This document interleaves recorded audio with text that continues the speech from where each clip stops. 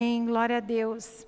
Nós estamos caminhando com a temática do zelo e nós ouvimos que o zelo é um atributo de Deus que é por onde Ele cuida, tem cuidado com o seu nome, com a sua palavra, com a sua ação, aonde Deus opera para trazer todas as coisas à existência e Ele também zela da honra que lhe é devida, porque tudo aquilo que Deus propõe, tudo aquilo que Deus fala, Ele não volta atrás, mas Ele opera para que se cumpra e assim o seu nome possa ser engrandecido, para que nós possamos reconhecer quem Ele é.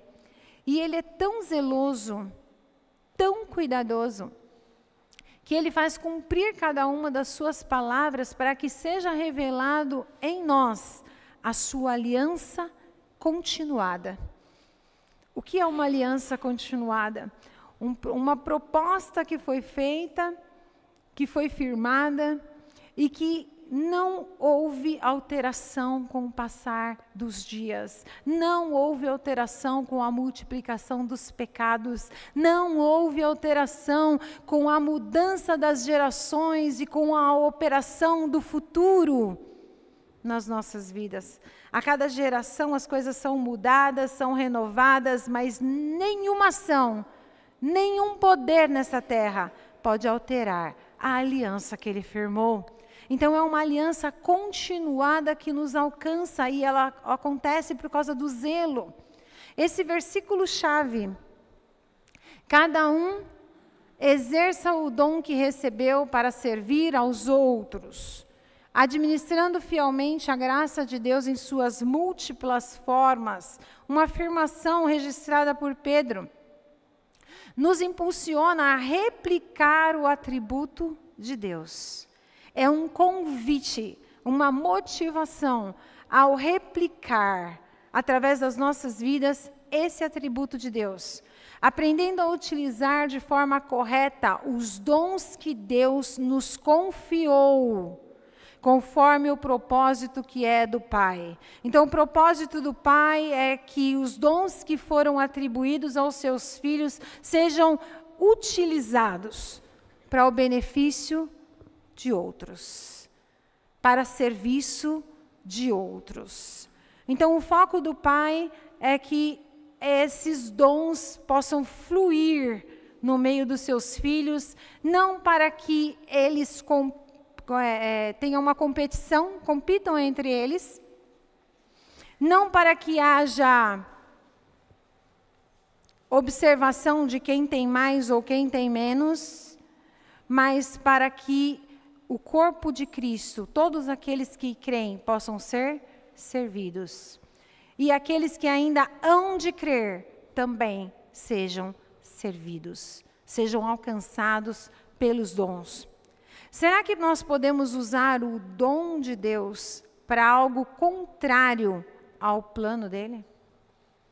Essa é uma pergunta que nós precisamos parar e refletir, porque a palavra diz que essa dádiva, o dom é presente.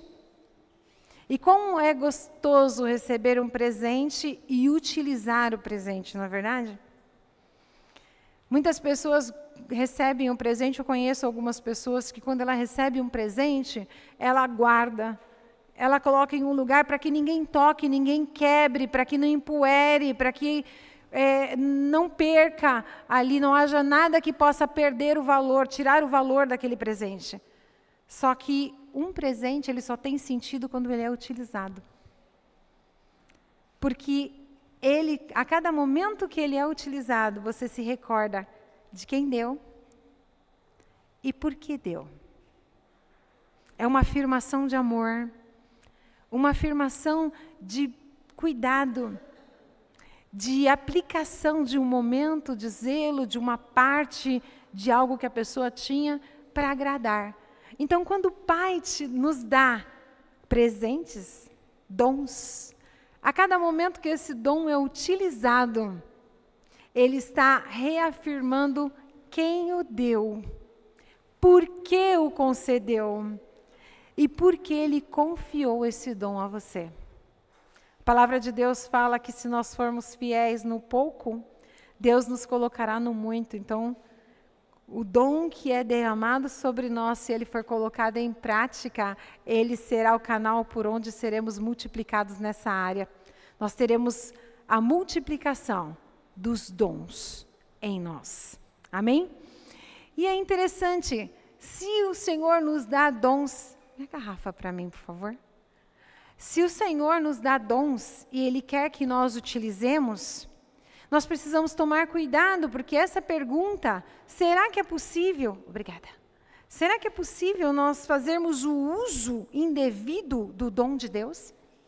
Será que nós podemos utilizar o dom de Deus para algo contrário ao plano dEle? Ao propósito que Ele tem? E aqui fica uma pequena advertência. Cuidado com o exemplo de Paulo. Cuidado com o exemplo de Paulo. Você pode abrir comigo a sua Bíblia na carta aos Filipenses, no capítulo 3. E já de antemão peço para que você mantenha a sua Bíblia aberta nesta carta, porque nós caminharemos nela nesta manhã, nesse pequeno trecho. Carta aos Filipenses, capítulo 3.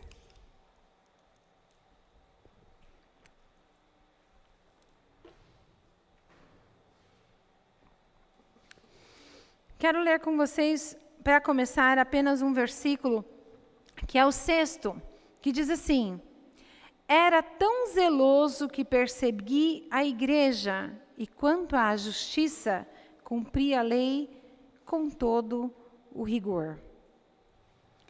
Aqui é uma afirmação de Paulo acerca da sua prática, do zelo que ele aplicava no serviço a Deus. E ele coloca de uma maneira interessante, porque ele diz que o zelo que havia nele era um zelo que perseguia a igreja. Um zelo que, quanto à justiça, cumpria a lei com todo o rigor. Então, Paulo começa a nos falar de um zelo aplicado que é perigoso. E ele nos fala exatamente que ele perseguia a igreja de Cristo por zelo. Ele chegou a participar de matança por zelo, porque ele acreditava que essa era a maneira de servir a Deus. Essa era a maneira que colocar a lei em prática desta maneira, ele poderia estar agradando a Deus. Ali ele, através dos ensinamentos, do conhecimento da lei, ele começou a buscar o conhecimento de onde se davam reuniões como essa que nós estamos fazendo nesta manhã. Onde as pessoas iam com apenas um foco, um único propósito: ouvir as boas novas de Cristo, ouvir a palavra de Deus, ouvir os ensinamentos daqueles que tiveram uma experiência de vida com o Senhor Jesus. E ele começou a buscar esse conhecimento para poder destruir esses focos de unidade, esses focos do cristianismo em si. Talvez a gente pergunte assim, mas em que Paulo se baseava para ser assim?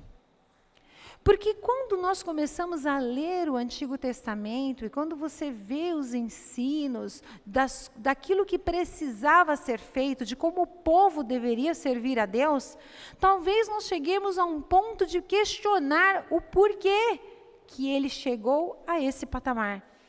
Em que ele se baseava? E leia comigo o verso 5.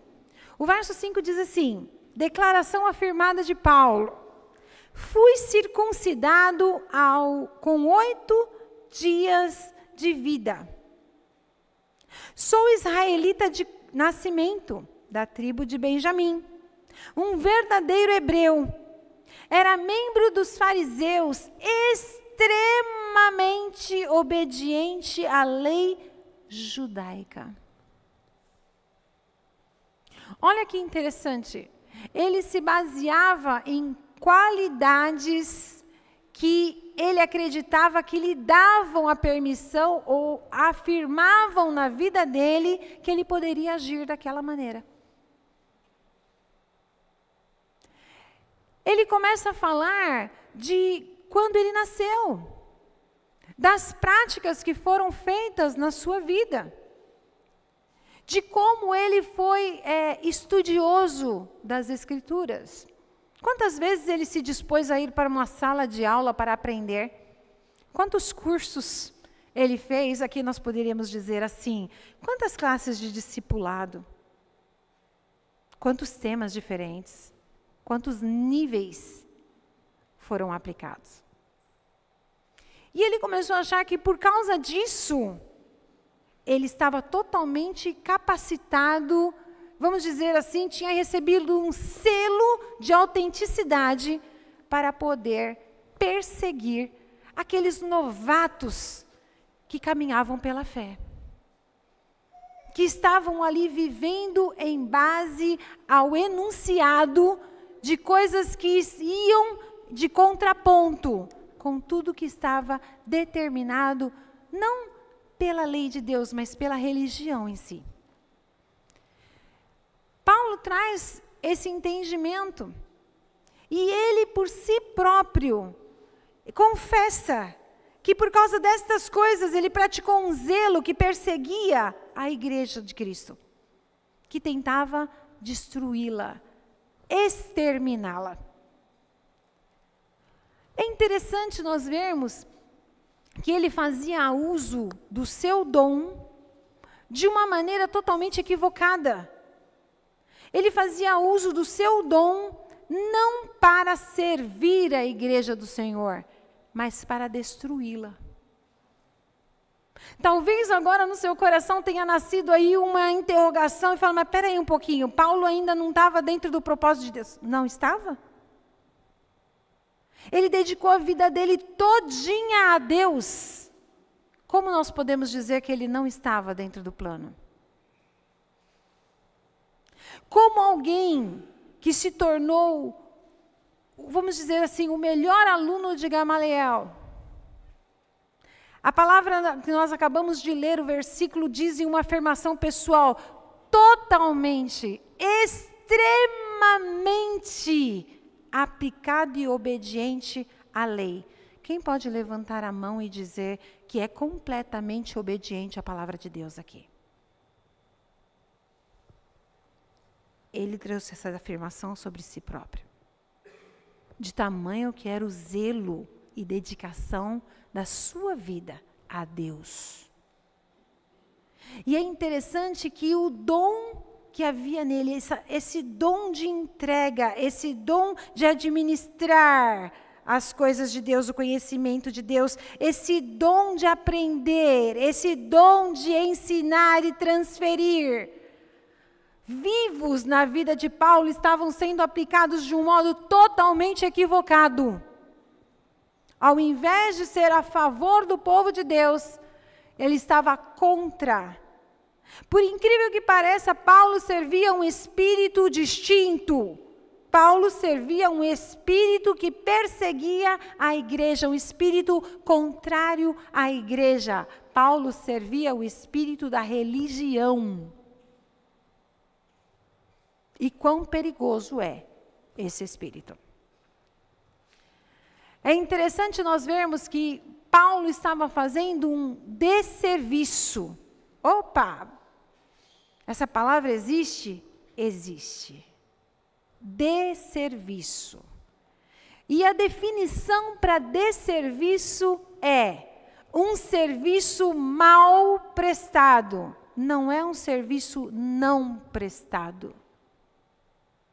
Mas sim um serviço mal prestado, que causa prejuízo ou desfavor. Não favorece, prejudica. Uma ação que não cumpre o seu propósito. Um homem extremamente aplicado à palavra de Deus, aos seus ensinamentos. Um homem dedicado com sua vida toda na presença de Deus, dentro daquilo que foi ensinado. E mesmo assim, o seu dom estava sendo utilizado de modo equivocado, contrário ao propósito de Deus. E aqui fica uma advertência. Não confunda zelo de Deus com zelo carnal. Mas como assim zelo carnal? Zelo carnal é a mesma coisa que rigor humano. Aquilo que faz com que os homens comecem a defender a sua visão. Aquilo que eles acreditam ser o correto no serviço a Deus. Aquilo que eles acreditam ser justo para ser aplicado. E que ao invés de manifestar favor, gera desfavor. Porque mostra ou diz que as pessoas não estão prontas, não são capazes, não são dignas de viver na presença de Deus. Enquanto o Pai quer arrebanhar a todos. É um perigo, porque quando nós começamos a olhar as definições, nós podemos perceber neste texto que o próprio Paulo define o que é o zelo carnal, esse rigor humano. Vamos lá comigo a partir do verso 7?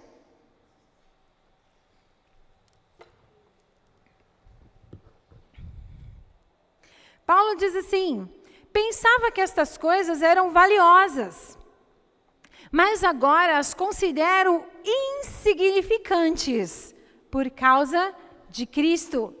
Sim, todas as outras coisas são insignificantes comparadas ao ganho inestimável de conhecer a Cristo Jesus, o meu Senhor.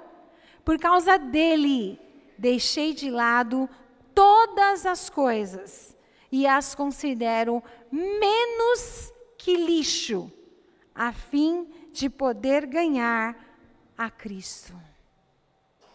Até aqui. É interessante, porque agora Paulo define o seu zelo carnal como insignificante.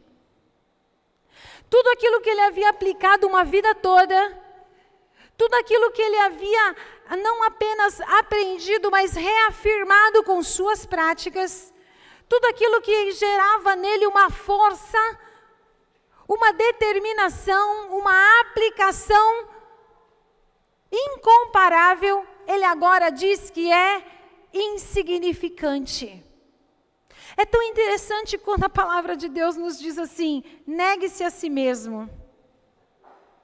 E quão difícil é essa prática. Porque quando nós negamos a nós mesmos, nós estamos dizendo que nós estávamos errados até então. E é exatamente isso que Paulo estava falando. Ele estava dizendo: tudo que eu fiz, tudo que eu apliquei, por mais que para mim parecesse perfeito e correto, eu estava errado.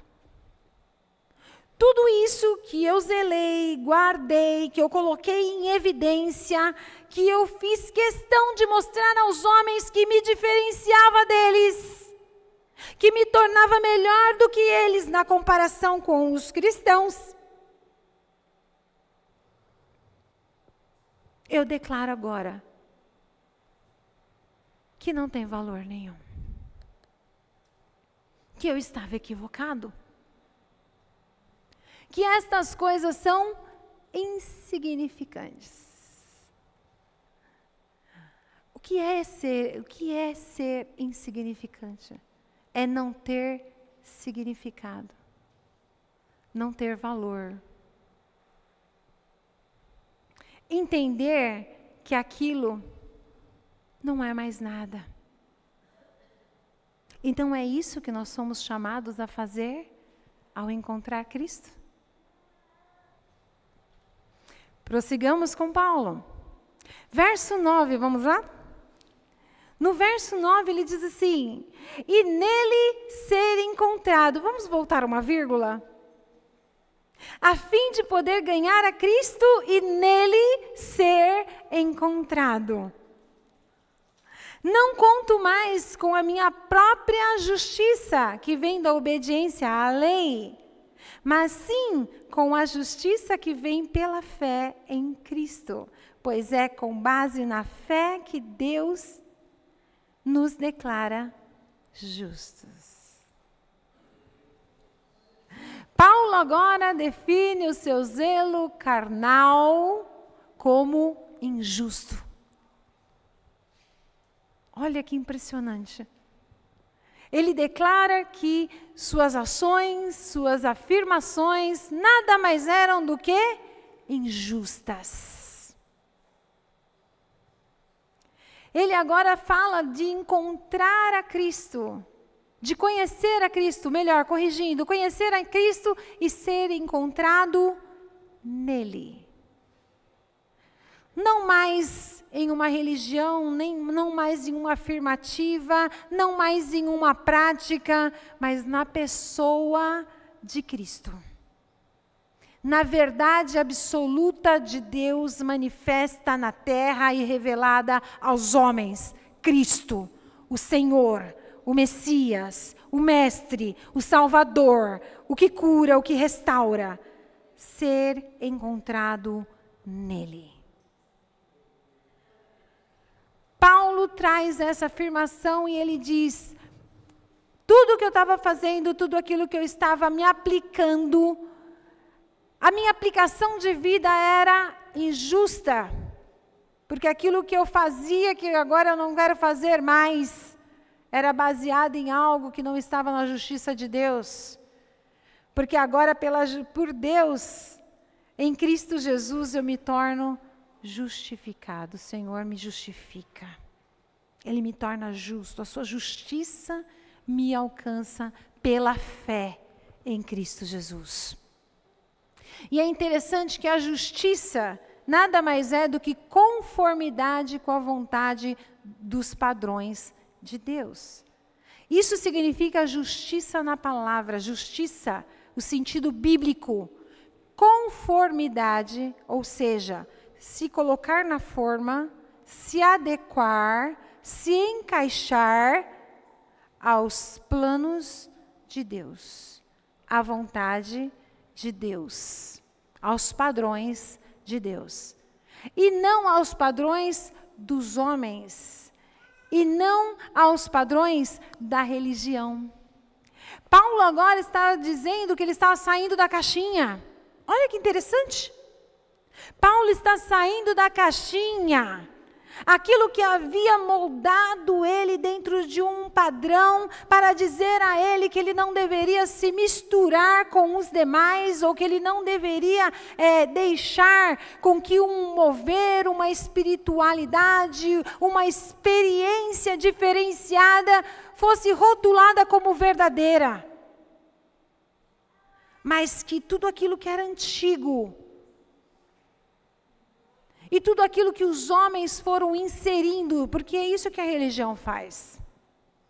Insere coisas, práticas, moldes, que muitas vezes não foi Deus que estabeleceu. E ele agora diz: eu saio disso para me conformar a Deus. Eu saio disso para me ajustar à fé. Eu saio disso, de um padrão que era feito por prática, por repetição, para me lançar ao inusitado, que acontecerá conforme a vontade de Deus e que viverei pela fé que eu tenho nele. Não por quem eu sou, mas pela sua obra em mim. Não porque eu o encontrei, mas porque eu fui encontrado por ele. Porque ele olhou para mim. Quantas vezes o ser humano, na busca de encontrar a Deus, não se deixa ser achado por ele. E quando o Senhor está à porta batendo, para ter um momento de intimidade, se revelar, mostrar a sua vontade, trazer intimidade, nos levar a sentar à mesa e nos alimentar dele. Nós estamos tão cheios de religião que os nossos ouvidos estão decepados, os nossos olhos estão tapados e nós não conseguimos perceber. Perdemos um momento que o Senhor nos chama à intimidade.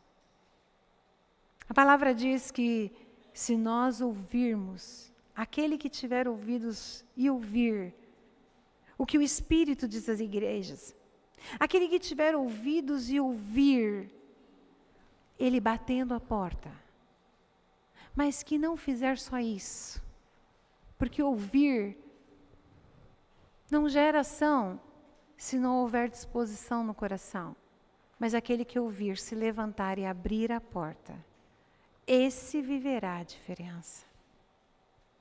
Então existe uma parte de nós que precisa ser movida por esse encontro, precisa ter esse impacto. E agora, com esse entendimento na vida de Paulo, qual passou a ser o seu foco? Quando tudo isso acontece, quando ele desperta, quando ele percebe o aprisionamento que ele vivia, e ele tem esse encontro, o que ele declara? Qual se torna o foco da sua vida? Vamos lá no verso 10. Ele afirma assim: quero conhecer a Cristo e experimentar o grande poder que o ressuscitou. Põe o seu dedinho aí, para e pensa comigo. Ele colocou assim: eu quero encontrar a Cristo? Foi isso que está escrito? Foi isso que ele escreveu? Não. Porque ele foi encontrado por Cristo.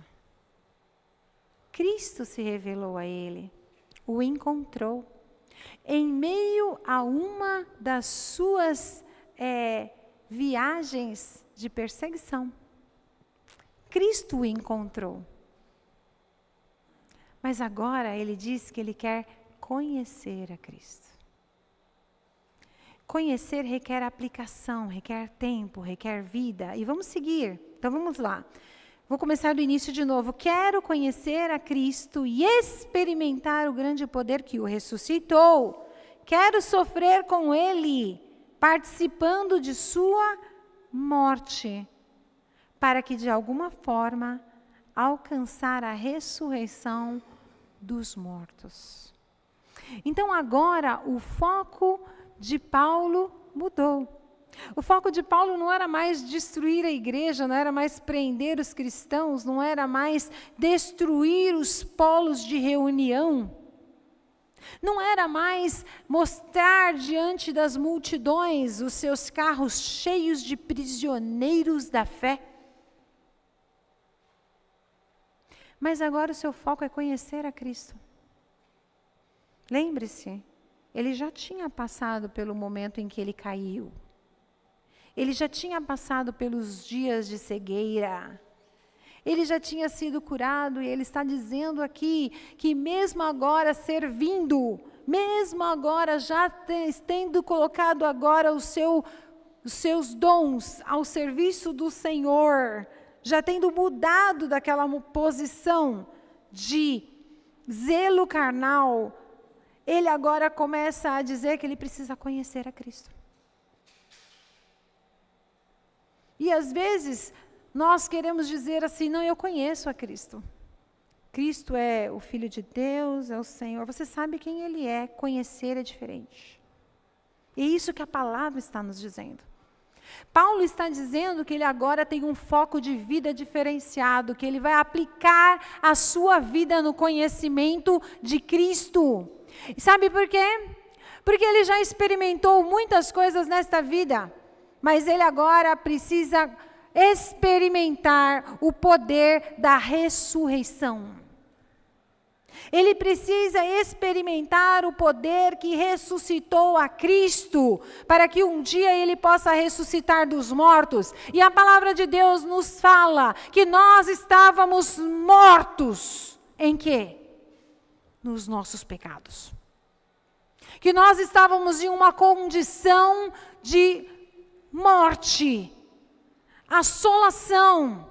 nos nossos pecados, nos nossos erros. Então, quando Paulo começa a afirmar, ele não está falando apenas do dia em que ele deixará essa vida, com que o seu corpo físico deixará de se mover. Mas ele está falando de uma ressurreição diária, uma restauração, um poder que vai impactar a sua vida, para que ele agora experimente a vida que é de Deus para si, e essa não tem fim. Essa não é encerrada nos dias da terra. Essa é iniciada aqui e perpetuada na glória, na presença de Deus. E ele entende isso, que adentrar a presença de Deus através do conhecimento de Cristo é tão poderoso que leva ele a viver a eternidade na terra. Faz com que ele experimente as coisas gloriosas e grandiosas da parte de Deus nos dias em que ele ainda está aqui. E faz com que ele possa caminhar no meio das dificuldades. E mesmo com que as coisas venham para assolá-lo, ele caminha como que nenhuma delas possa tocá-lo. Porque ele não vive mais fundamentado naquilo que o aprisiona aqui. Mas ele vive liberto naquilo que opera na sua vida através de Cristo Jesus. Uma glória, um poder maravilhoso que traz uma vida excelente, plena. Ou não é essa que nos é prometida lá em João 10:10? Que Cristo veio para dar vida e a dar em abundância. A dar de forma que satisfaz. Uma vida totalmente diferenciada, liberta. Não aprisionada pelos valores, não aprisionada pelo que você tem que ter, por aquilo que você tem que fazer, por aquilo que você tem que alcançar, mas totalmente livre para viver aquilo que já te foi dado, já te foi concedido, através das regiões celestiais, pelo sacrifício de Cristo Jesus. E ele entende esse novo tempo para a sua vida.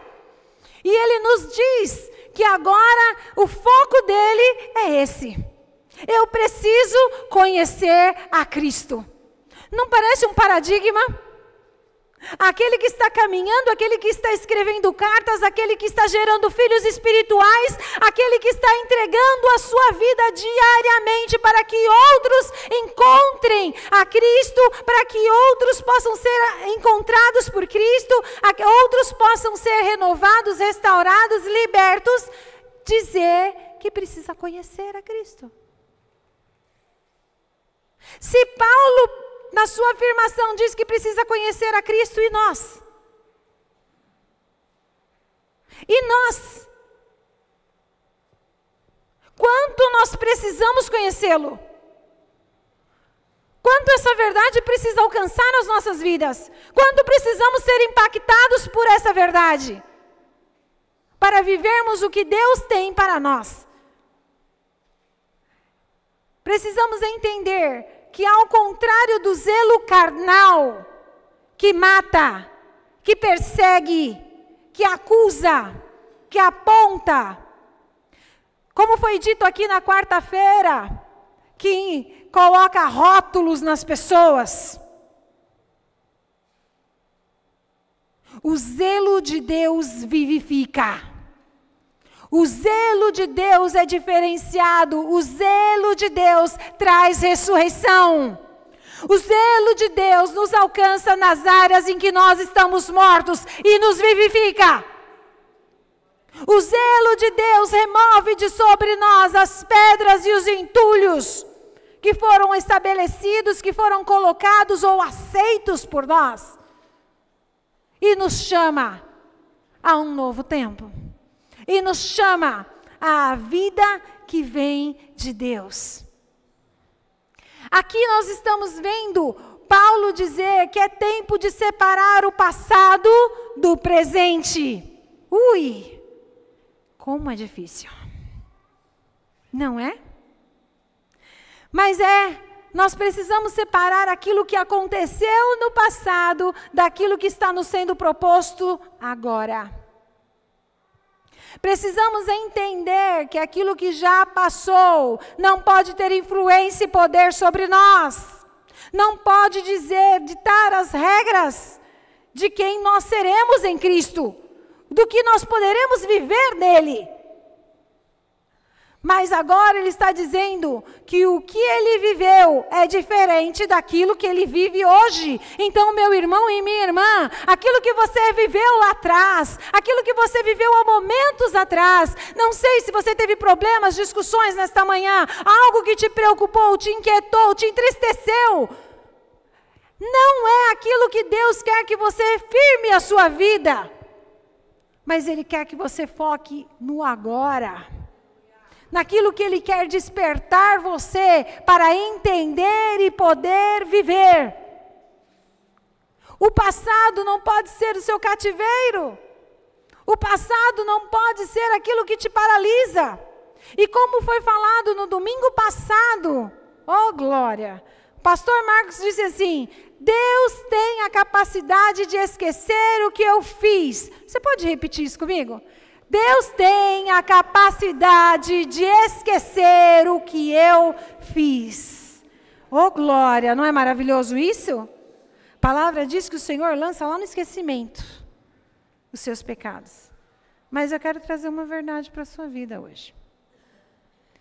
Mas Deus não quer que você esqueça o que você fez. Deus não quer que você esqueça o que você fez. E sabe por quê? Porque Deus vai usar isso para fazer com que você não pare.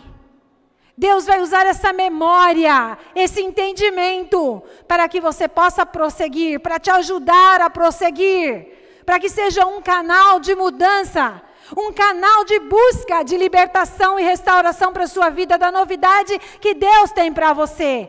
Um gatilho que te despertará em todo tempo, para que você não pare.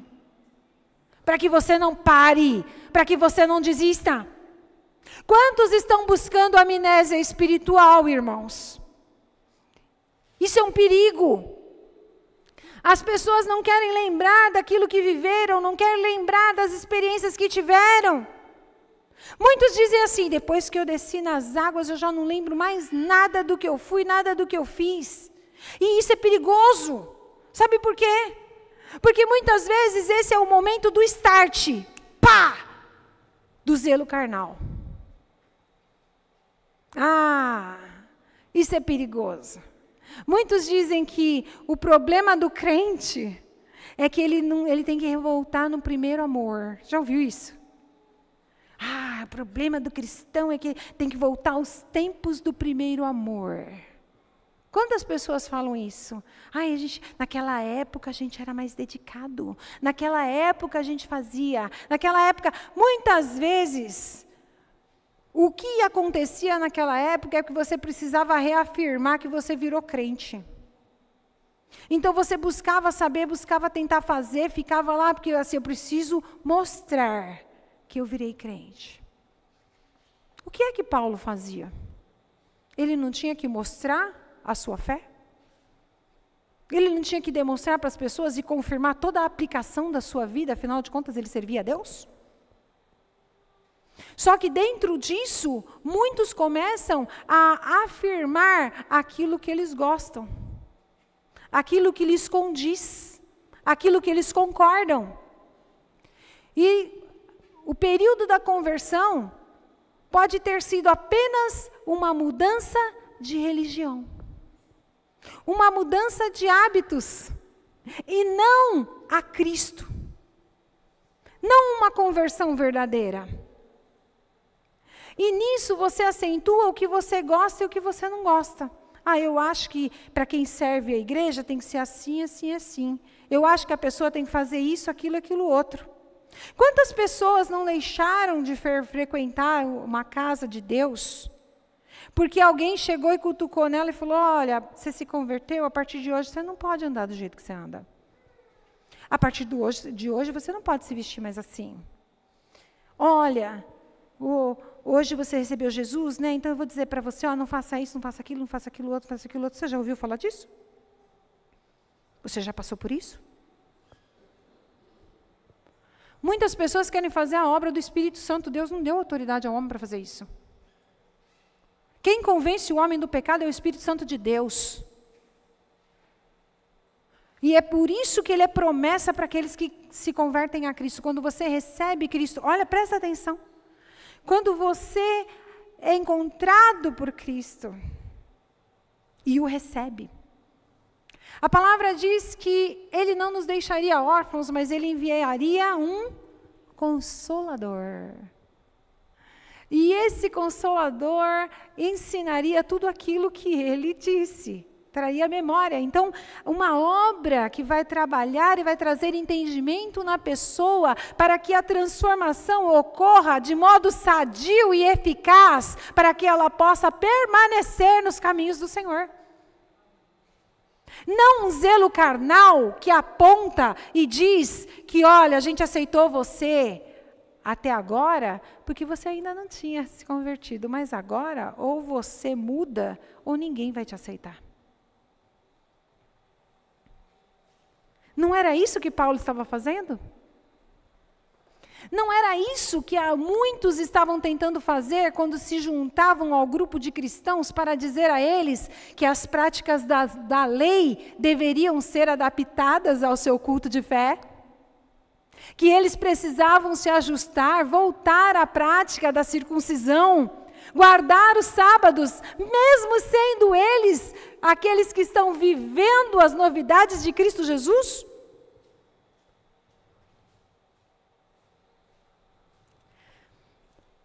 Nós estamos vendo Paulo falar a respeito disso.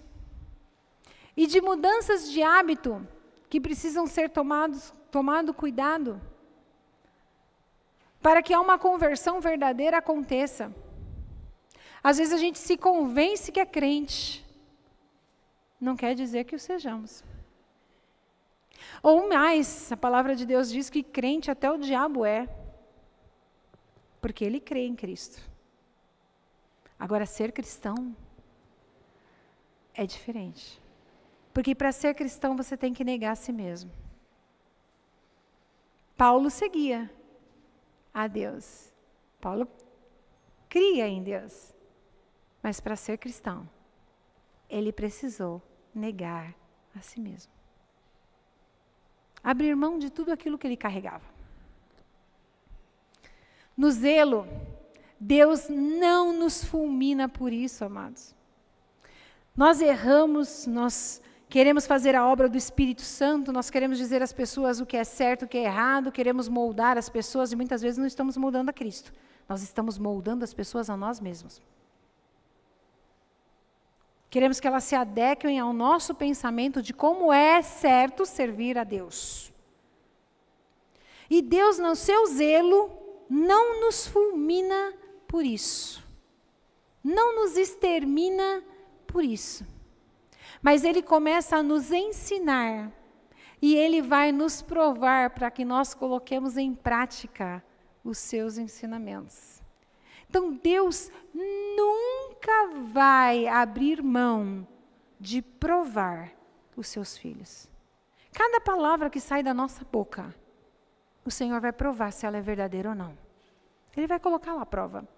As práticas, se eu tivesse tal oportunidade, eu faria isso. Se eu tivesse tal oportunidade, seria assim. Se eu morasse perto, eu estaria. O Senhor vai provar, para ver se é verdade. Porque Ele quer nos ensinar a colocar em prática aquilo que Ele nos tem dado. Ele quer nos ensinar a viver aquilo que está em seu coração e os seus ensinamentos. E como isso acontece? Você pode ir comigo lá na segunda carta de Coríntios? Vamos ver o que Paulo fala acerca disso. O que foi que Deus fez para que ele pudesse entender que Deus não havia fulminado ele pelo que ele fazia, mas queria começar a ensiná-lo e a colocá-lo à prova. Segunda carta aos Coríntios, no capítulo 12. Nós leremos o verso 7.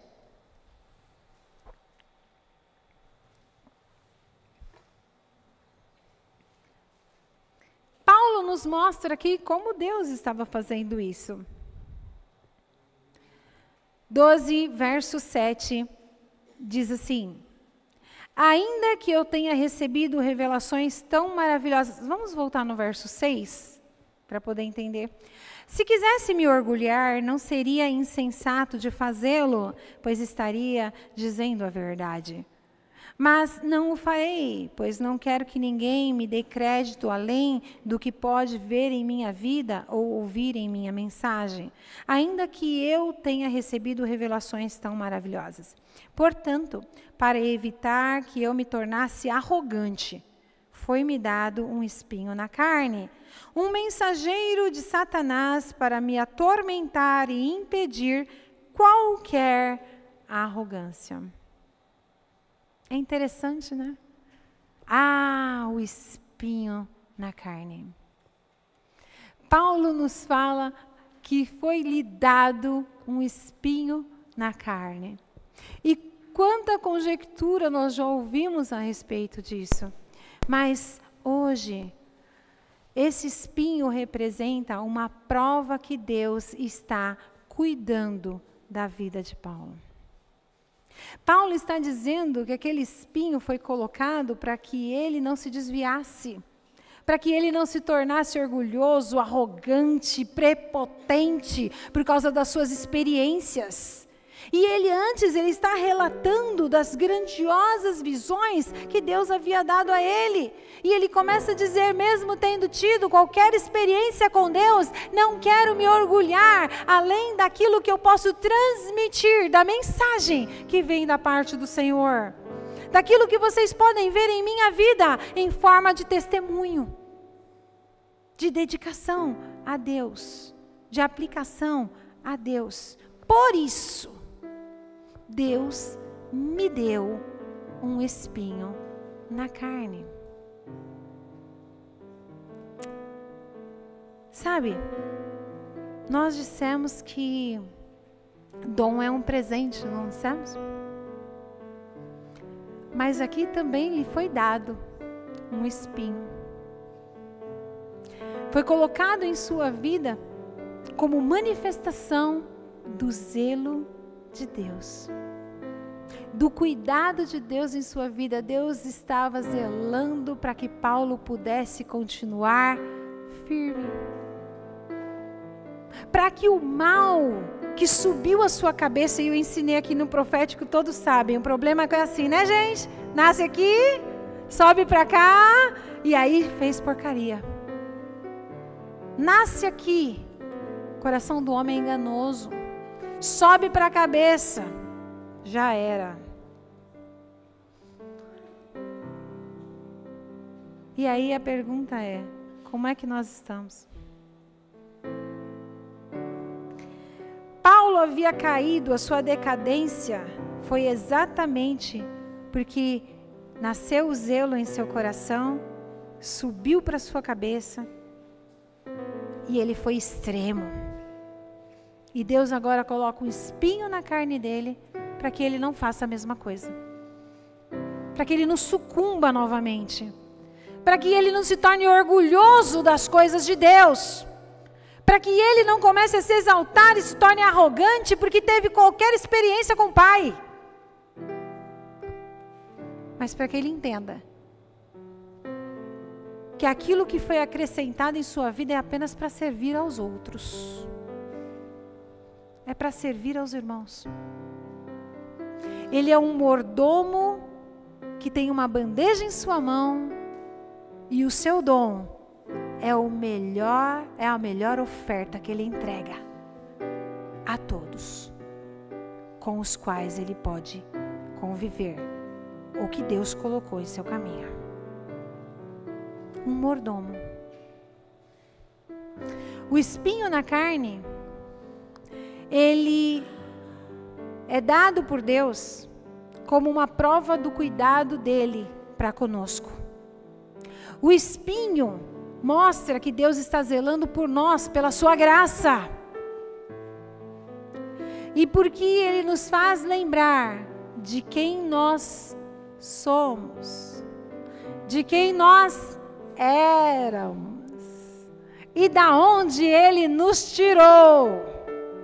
Então esse negócio de amnésia espiritual, chuta, que não vem de Deus. Esse negócio de posar para os outros de perfeitinho, chuta, que não vem de Deus. Você está anulando o sacrifício de Cristo na sua vida. Você está cancelando o poder de Deus. Como que Ele vai poder continuar e te levar ao desenvolvimento e crescimento se você se tornou infiel nas coisas pequenas, naquilo que passou, no tempo do seu encontro? Aquele que era espírita já não fala para ninguém que era espírita, porque é vergonhoso. Aquele que roubava já não conta que ele foi liberto desse vício, porque é vergonhoso.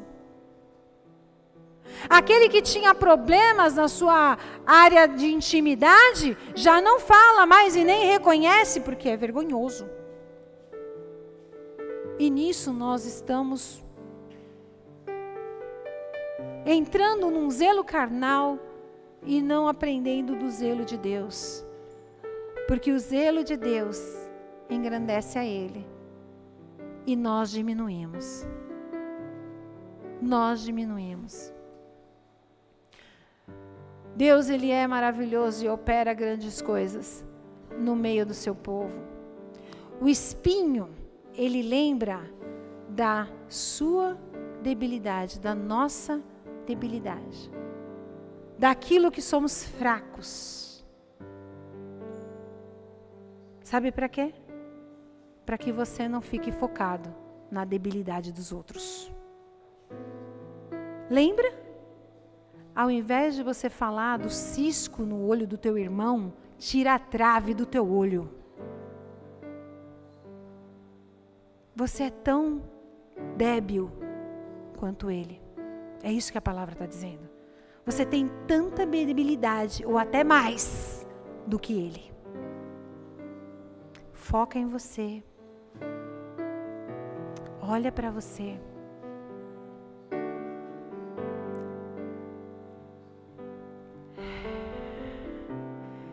Não foi diferente com Cristo, amados. E aqui nós caminhamos para concluir. Porque Cristo também teve o seu momento do espinho. Cristo também passou por essa experiência. E quando nós vamos em Mateus, se você puder me acompanhar, no capítulo 27, no verso 29, Evangelho de Mateus, capítulo 27, verso 29.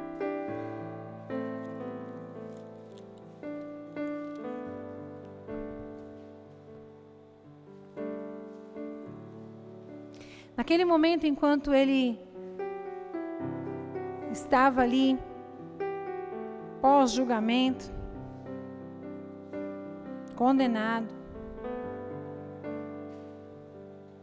diz a palavra que teceram uma coroa de espinhos e a colocaram em sua cabeça. Em sua mão direita puseram um caniço, como se fosse um cetro. Ajoelhavam-se diante dele e zombavam. Salve, ó Rei dos Judeus.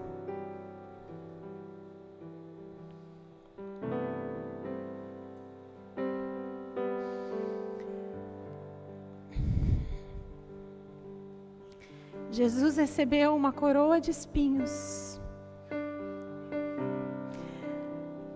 Foi colocado sobre ele, porque a palavra nos diz que em tudo ele foi provado. Então ele também recebeu um espinho na carne. E aquele espinho, fixado ali na sua cabeça, aquela coroa de espinhos, faziam com que ele lembrasse, em primeiro lugar, de quem ele era. E ele era o Rei da Glória. E é o Rei da Glória. Aquela condição não mudou quem ele era. Mesmo que zombassem dele, mesmo que aquele momento fosse um momento de dor, ele sabia quem ele era. A coroa de espinhos foi para fazer ele lembrar de onde ele saiu, e ele saiu das regiões celestiais. da sua glória. Se permitiu ser homem, conforme o plano e propósito de Deus. E ele, através dos espinhos, não foi deixado ele esquecer qual era esse propósito e qual era: salvar a humanidade. Por mais difícil que possa se entender, por mais difícil que possa parecer, o espinho fazia com que ele não se esquecesse desses 3 pontos. Ele também teve o espinho na carne. Aquela coroa de espinhos testemunharam a determinação de Cristo em servir ao próximo. E esse próximo é você. É você. É você. Esse próximo é você. Esse próximo, essa declaração de amor foi ultrapassando anos e gerações até alcançar cada um de nós.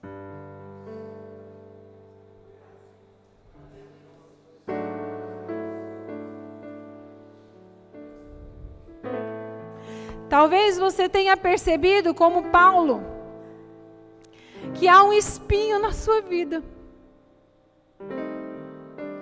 Algo que te incomoda. Algo que parece que está presente ali e dificulta a sua vida, dificulta as suas conquistas. Que por mais que você ore e peça para que Deus tire, Deus não tira. E está presente. E às vezes nos seus questionamentos você fica: por que o Senhor não faz? Por que o Senhor não tira? E você não entende que assim como Paulo 3 vezes disse para Deus: Senhor, tira esse espinho da minha carne, tira esse espinho, o Senhor disse: para, Paulo, a minha graça te basta.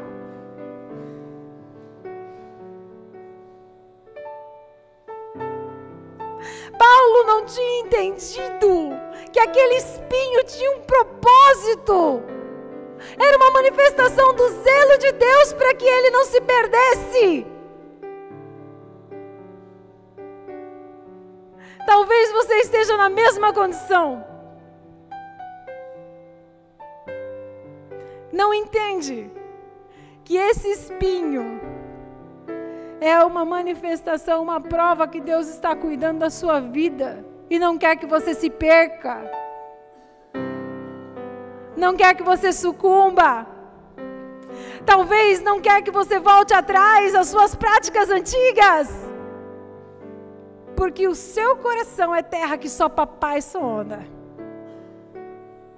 Talvez você pense assim lá no seu íntimo, no mais profundo: ah, se Deus me fizesse isso, eu poderia fazer isso, fazer aquilo, tá ali fazendo não sei o quê, eu ia... Você tem um monte de planos para isso. E você não entende que talvez todos esses planos só tenham uma direção: a tua perdição.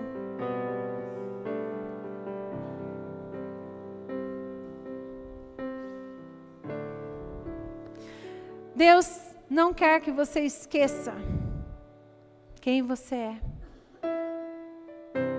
O espinho é posto na carne porque Ele não quer que você esqueça quem você foi. Deus não quer que você esqueça da onde Ele te tirou, aonde Ele tem te colocado, porque Ele tem um propósito e Ele quer gerar em você o zelo dEle, não o zelo carnal, o zelo dEle. Ele quer remover aquilo que aprisiona, que dificulta, e Ele quer gerar vida. Deus quer proporcionar novidade de vida. Deus quer ensinar a sua novidade de vida. Deus não só propõe, Ele dá. Deus não só mostra, Ele ensina.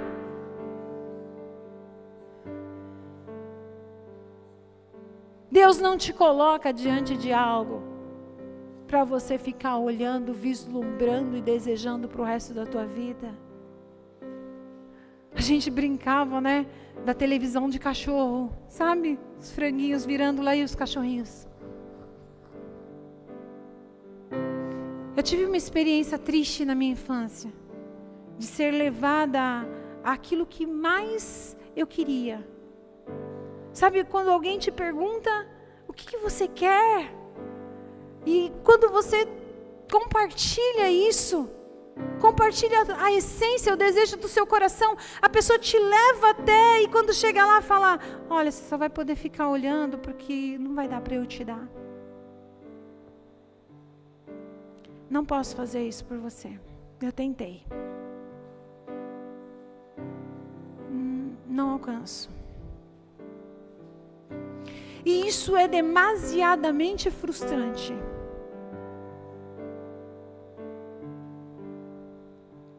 Para os dois lados. Para aquele que tentou. E para aquele que achou que ia viver. Mas Deus não faz isso com seus filhos. Deus nos coloca diante de algo porque Ele já preparou para nós.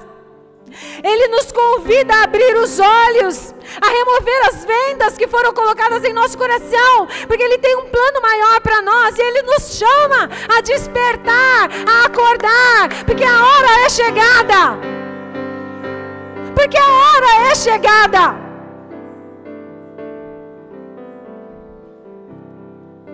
E só pode avançar aquele que entende. Só pode avançar aquele que ouve. Só pode abrir a porta para deixar ele entrar. Aquele que estava atento com seus ouvidos para o bater.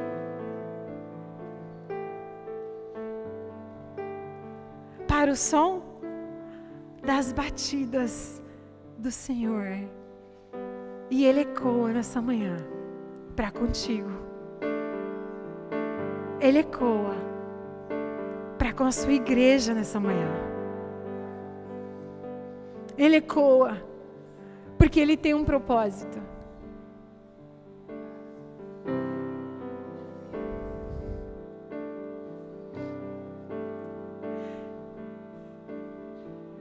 Talvez você tenha sofrido algumas coisas e, se for possível, eu quero convidar você a se colocar de pé.